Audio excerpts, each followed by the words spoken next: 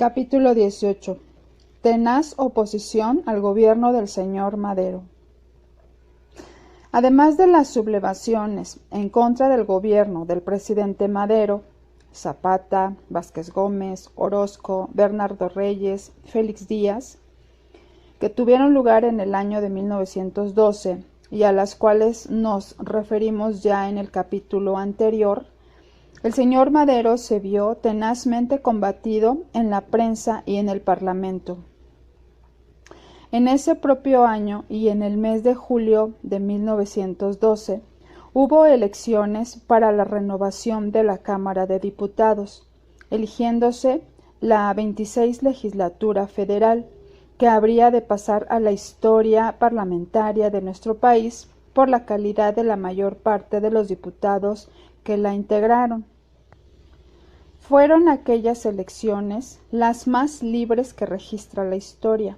Principalmente contendieron el Partido Constitucional Progresista, que defendía los principios revolucionarios que representaba el señor Madero, el Partido Católico Nacional, que representaba los principios conservadores que resurgieron al amparo de las libertades que integraban el nuevo régimen, y otros muchos partidos en las diferentes entidades de nuestro país que, sin una influencia nacional, tenían un influjo definitivo entre los electores de su respectiva comarca, como sucedió en Michoacán con el Partido Liberal Silvista.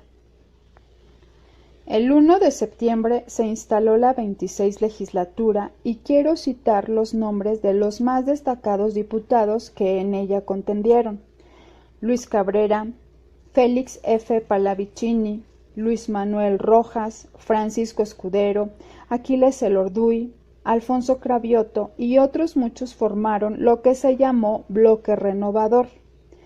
El Partido Católico tuvo como sus líderes a Francisco Elguero, Manuel de la Hoz, Juan Galindo Pimentel, Eduardo Haro y Tamaris, y quienes llegaron a los escaños parlamentarios por la influencia clerical.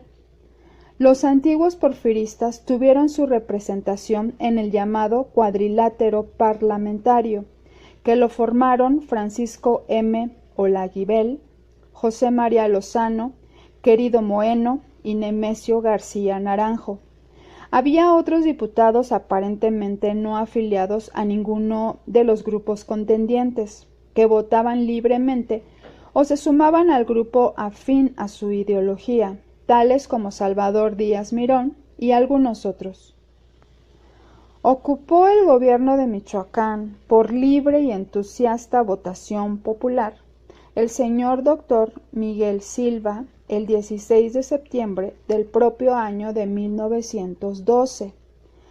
Todos los hombres simpatizadores de la revolución acaudillada por Madero fuimos silvistas, entre ellos el ingeniero Pascual Ortiz Rubio, el licenciado José Ortiz Rodríguez, el licenciado Rafael Reyes, el señor Hurtado Espinosa de Uruapan, los liberales de Zitácuaro encabezados por los señores Colín, Martín Castrejón, y los liberales de Lario y de Tacámbaro, el licenciado Federico Tena, y podremos afirmar todos los hombres libres, cultos, que ambicionaban para Michoacán una nueva era, después de los 20 años que nuestro estado había sufrido, oprimido por la administración mercadista de Aristeo Mercado.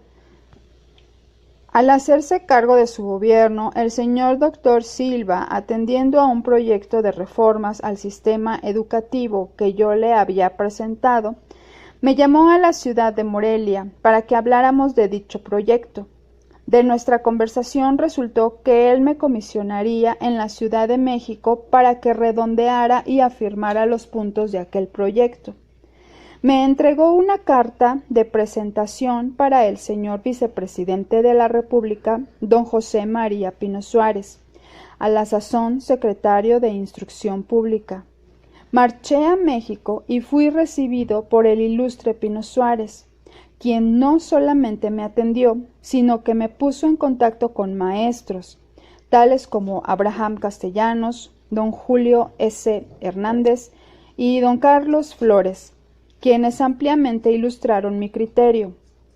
Visité la Escuela Nacional de Maestros, las inspecciones escolares, la dirección de instrucción a cargo del doctor José Terrés, y en una palabra pude estudiar y observar cuanto era necesario para realizar la reforma educativa que el doctor Silva y yo proyectábamos para Michoacán. Dadas mis aficiones a la política y mi interés por escuchar los discursos de los grandes oradores parlamentarios, todas las tardes concurría a las sesiones de la Cámara de Diputados. En ella tenía yo a un amigo muy apreciable, el licenciado Rafael Reyes, que representaba mi distrito, Piedad Cebadas. Al salir de las sesiones cenábamos en algún restaurante y hacíamos comentarios a las discusiones habidas aquella tarde.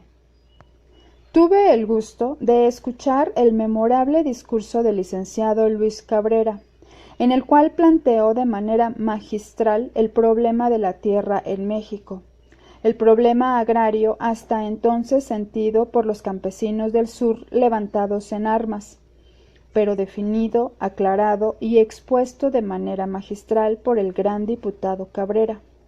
Escuché los desplantes oratorios del tribuno Moeno, la oratoria atildada de Olaguibel, la tenaz e incisiva de Pallavicini, la erudición embrollada y farragosa de don Francisco Elguero, y, en una palabra, pude darme cuenta de la gran oposición que en el Congreso le hacían a Madero los elementos reaccionarios y el esfuerzo por defenderlo que realizaban todos los elementos del bloque renovador.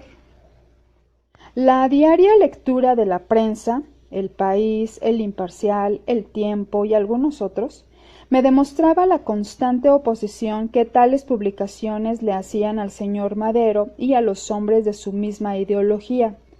Las revistas como Multicolor y otras muchas aparecían constantemente con caricaturas y burlas a la primera autoridad de la nación.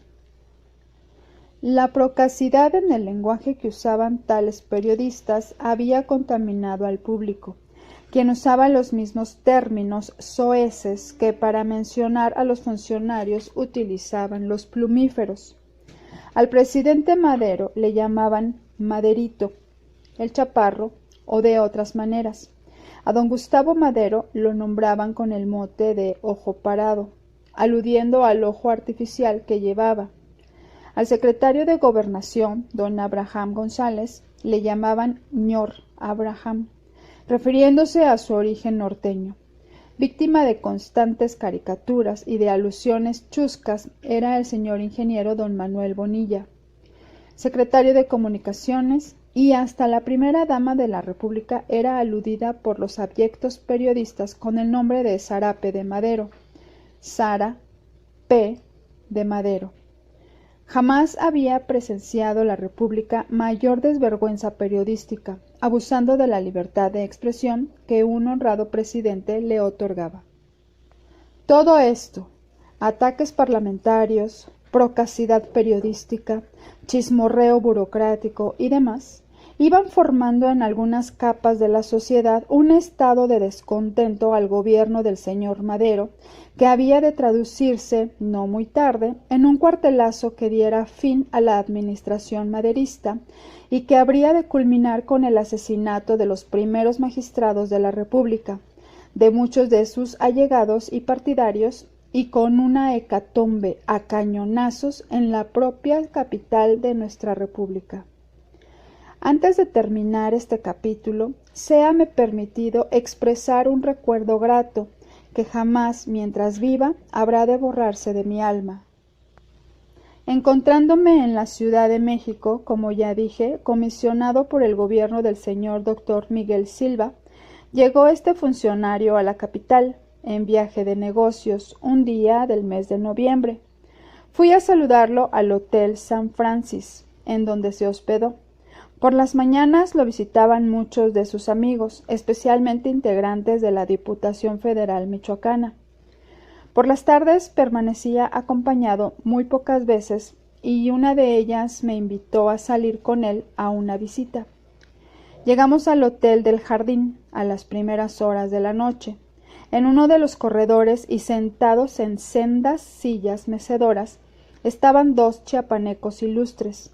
Uno de ellos era el doctor don Belisario Domínguez y el otro lo era el gobernador don Flavio Guillén de aquella entidad, Chiapas. Después de los afectuosos saludos, pues eran muy amigos y compañeros, transcurrió una plática que me sería imposible reproducir después de 52 años. Hicieron recuerdos de París, en donde ambos médicos habían estudiado. Con Guillén conversaron de los problemas de sus respectivos gobiernos, y yo escuchaba embelesado las palabras de aquellos tres hombres que pasaron a la historia con el resplandor con que atraviesa la virtud los ámbitos de la inmortalidad. Domínguez, Guillén y Silva. ¿Quién me diría en aquella tarde de diciembre que me encontraba al frente de tres grandes patriarcas de la nacionalidad mexicana? Volvimos caminando a pie por una acera de la Alameda Central, el doctor Silva y yo. La administración maderista se bamboleaba. 2 meses más tarde habría de derrumbarse estrepitosamente. Belisario Domínguez sería martirizado, Guillén y Silva marcharían al destierro, y yo, insignificante de mí, andaría a salto de mata escapándome de los esbirros del huertismo.